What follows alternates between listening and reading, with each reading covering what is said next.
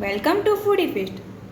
આજે આપણે શીખીશું સોફ્ટ અને સ્પોન્જી એવા દહીંવડા, જે તમે તમારા ઘરે એકદમ આસાનીથી જ બનાવી શકો છો.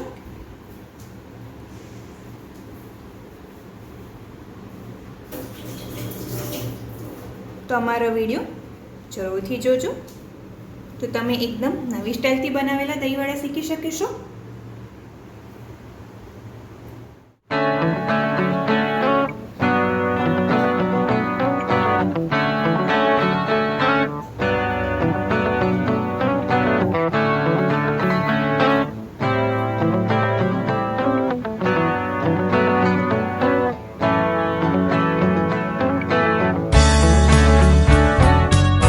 તો અહીં આપણે અડદની દાળ લીધી છે અને મગની દાળ લીધી છે, જેને આપણે 4 કલાક પહેલાં પલાળીને મૂકી દીધી હતી અને હવે આપણી દાળો પલળી ગઈ છે.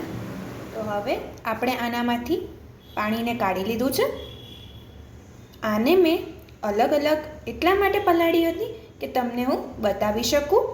તમે આને ભેગી કરીને પણ પલાળી શકો છો. અહીં આપણે મગની દાળ લીધી છે. હવે તેની અંદર આપણે અડદની દાળ પણ લઈ લઈશું અને બંનેને એક સાથે જ આપણે ગ્રાઇન્ડ કરી લઈશું. આને આપણે સોજી જેવી કરકરી રાખવાની છે, મેંદા જેવી એકદમ બારીક નથી કરી દેવાની. આની અંદર આપણે 4 ટેબલ સ્પૂન જેટલું પાણી એડ કર્યું છે અને હવે આપણે આને ગ્રાઇન્ડ કરી લઈશું.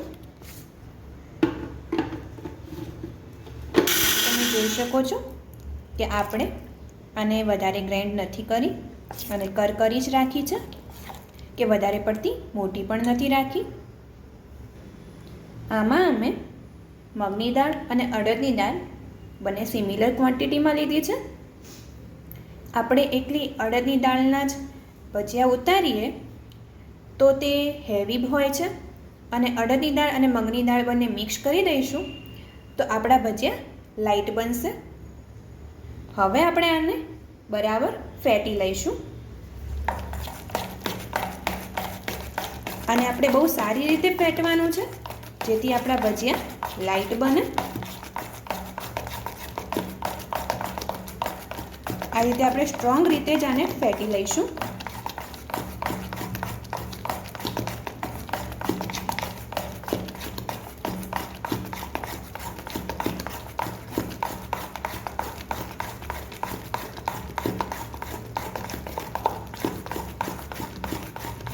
આને આપણે એક જ ડાયરેક્શનમાં ફેટશું. આપણે આને ત્યાર સુધી ફેટીશું જ્યાં સુધી આ ફૂલીને ડબલ ના થઈ જાય.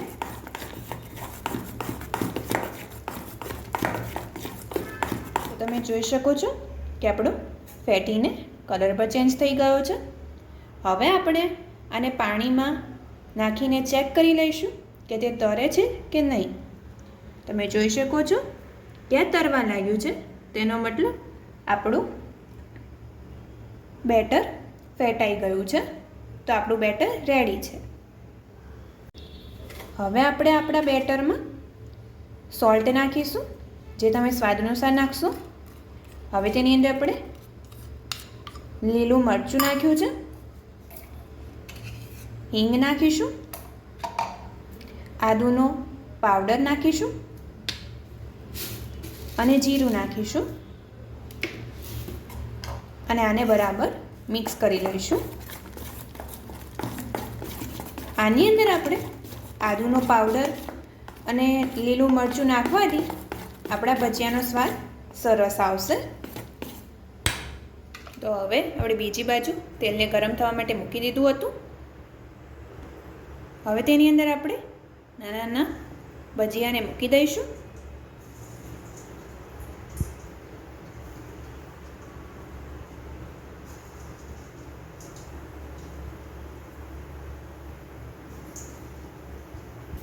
તો તમે જોઈ શકો છો કે આપણા વડા ફૂલવા લાગ્યા છે. આને આપણે લો ટુ મીડિયમ ફ્લેમ પર જ ફ્રાય કરીશું. આને આપણે હવે પલટી લઈશું જેથી ઉપર નીચે બંને તરફથી જ આપણા વડા ફ્રાય થઈ જાય.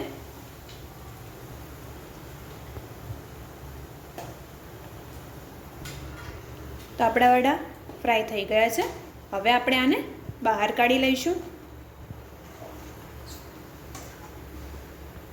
આવી રીતે આપણે જારાની મદદથી વડાને બહાર કાઢી લઈશું.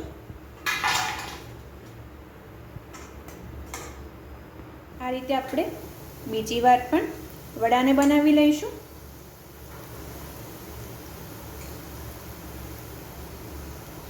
તો આપણા વડા તળાઈ ગયા છે.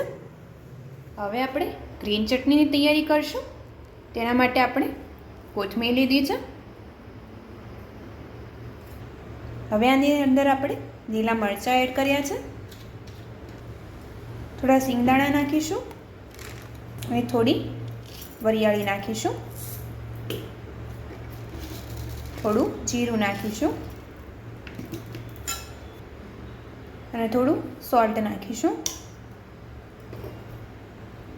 અને લીંબુ નાખીશું.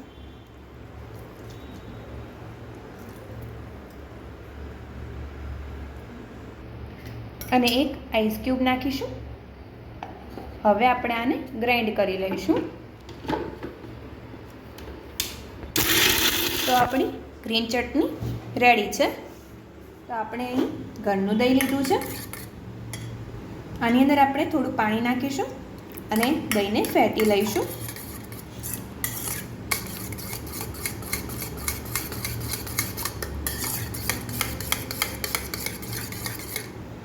હવે આપણે આની અંદર સેંધવ નમક એડ કરીએ છીએ અને આને ફેટી લઈશું અને થોડી ખાંડ નાખીશું. ખાંડ તમારે તમારા સ્વાદ અનુસાર ઓછી વધતું કરી લેજો અને થોડો શેકેલા જીરાનો પાવડર એડ કરીશું.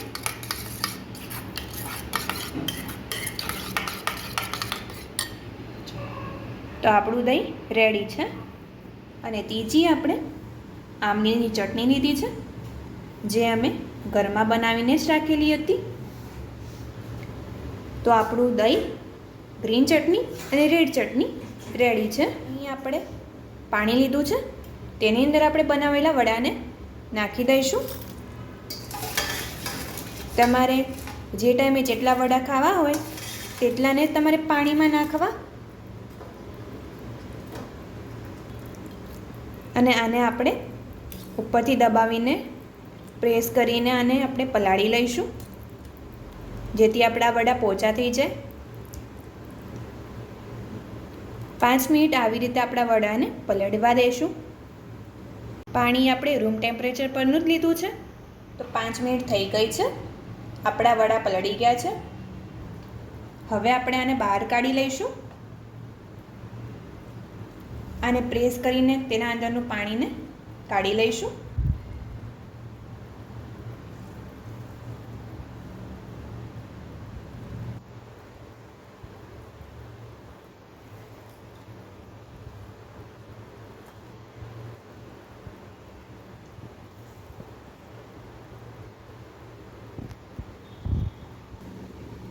હવે આપણે આની ઉપર દહીં નાખીશું.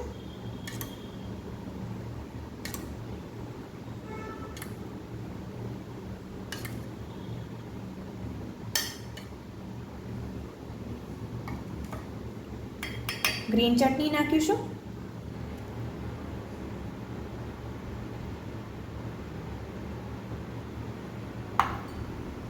આમલીની ચટણી નાખીશું.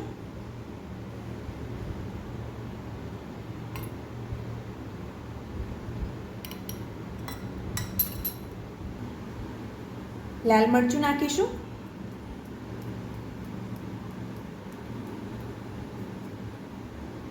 ધાણા જીરું પાવડર નાખીશું. ચાટ મસાલો નાખીશું.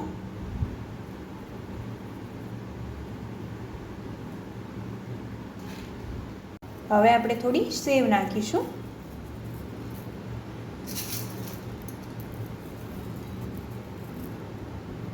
તો આપણા દહીં વડા રેડી છે. તમારા મોઢામાં આવી ગયું ને પાણી? મારા મોઢામાં તો ક્યારનું જ આવી ગયું. તમારા ઘરે આ ડીશ બનાવીને જરૂરથી ટ્રાય કરજો અને અમને કમેન્ટ કરીને જરૂરથી જણાવજો કે તમને અમારી ડીશ આ કેવી લાગી. એકદમ બહાર જેવા સોફ્ટ અને સ્પોન્જી દહીંવડા રેડી છે. જો તમને અમારી આજની આ રેસીપી પસંદ આવી હોય તો અમારી ચેનલને લાઈક, શેર અને સબસ્ક્રાઈબ કરવાનું ના ભૂલતા. Thank you.